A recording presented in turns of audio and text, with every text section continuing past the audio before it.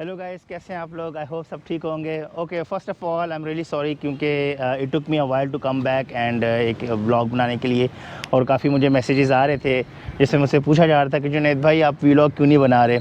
So I am really sorry, कुछ personal reasons थी जिनकी वजह से it took me a while, but again I am here. और आज जिस व्लॉग के साथ मैं हाज़िर हुआ हूँ guys, I am telling you guys, ये पाकिस्तान में इस टाइम मैं इंट्रोड्यूस करवा रहा हूँ and I feel very honoured कि ये पाकिस्तान में मैंने ये मॉड जो है अपने बाइकर्स लवर्स के लिए ये चीज़ को इंट्रोड्यूस करवाया। सो चले मैं आपको बताता हूँ उस मॉड के बारे में। ओके गाइस, सो जो मॉड मैं आप लोगों को बताने जा रहा हूँ, ये आप डिस्क देख रहे हैं जो मेरी बाइक में लगी है, इसे कहते हैं aero disc. Guys, aero disc basically use होती है मोटो जीपी के अंदर, और बिकॉज़ रीज़न इसका यूज़ करने के होता है कि एरोडायनेमिक के जो फंक्शन को है बहुत हाईली तरीके से इम्प्लीमेंट करती है। और बहुत बड़ी कंपनी जैसे टेस्ला ने अपने मॉडल 3 के अंदर भी अपने एरो व्हील्स बनाना शुरू कर दिए हैं, और जिसकी वजह से जो उनकी एफिशिएंसी है वो एटलीस्ट 90% एफिशिएंसी उनकी इंक्रीज़ हुई है। सो गाइस, बेसिकली इस एरो डिस्क का फंक्शन ये होता है कि एयर टर्बुलेंस को काफ़ी हद तक ये कम कर देता है, एरोडायनामिक को काफ़ी हद तक ये इंक्रीज़ कर देता है।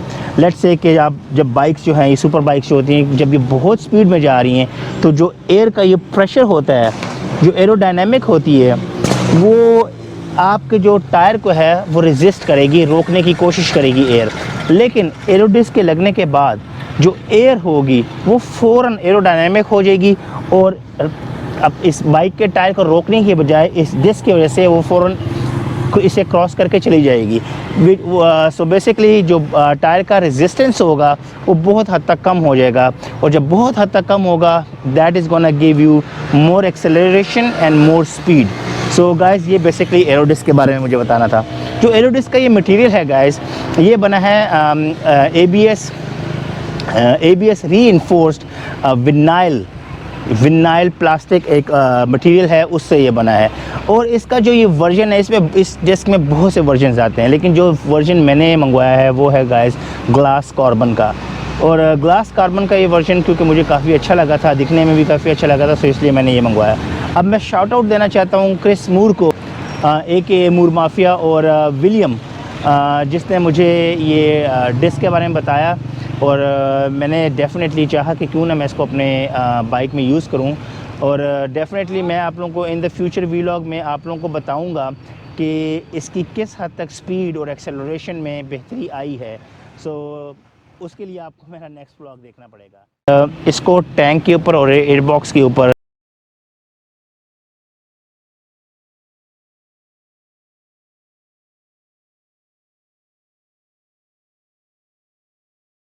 मैंने रैप करवाया, और रैप करवाने का मकसद ये होता है कि जो ये आपके जो बाइक का फ्यूल को और एयर को ये कूल रखती है।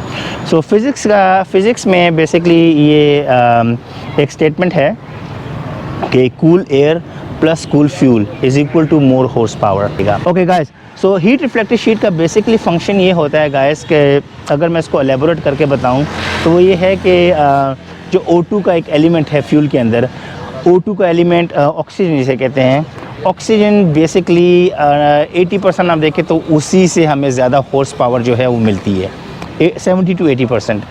तो ऑक्सीजन का जो एलिमेंट है, जब फ्यूल गर्म होता है तो वो जल्दी बर्न होगा। अब जल्दी अगर बर्न होगा तो बाइक की जो हॉर्स पावर है वो अफेक्ट होगी। उस एलिमेंट को ज़्यादा देर तक बाइक के अंदर स्टे करवाने के लिए हम हीट रिफ्लेक्टिव शीट लगाते हैं, जिस ताकि वो O2 जो एलिमेंट है बाइक के अंदर, फ्यूल के अंदर ज़्यादा देर तक रहे।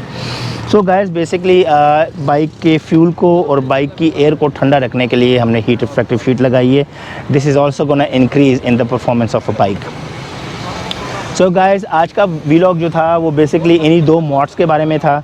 सो मैं उम्मीद करता हूँ कि आप लोगों को मेरा ये व्लॉग अच्छा लगेगा, और इंशाल्लाह नेक्स्ट व्लॉग में मैं आपको परफॉर्मेंस, इसकी एक्सेलरेशन, स्पीड सब के बारे में बताऊँगा, और मैं डेफिनेटली टाइम नोट करूँगा कि मैं 0 to 100, 0 to 200 किस स्पीड में जा रहा हूँ। तो I will definitely keep you guys updated. So guys, अगले व्लॉग के लिए इजाज़त दीजिए। See you in the next vlog.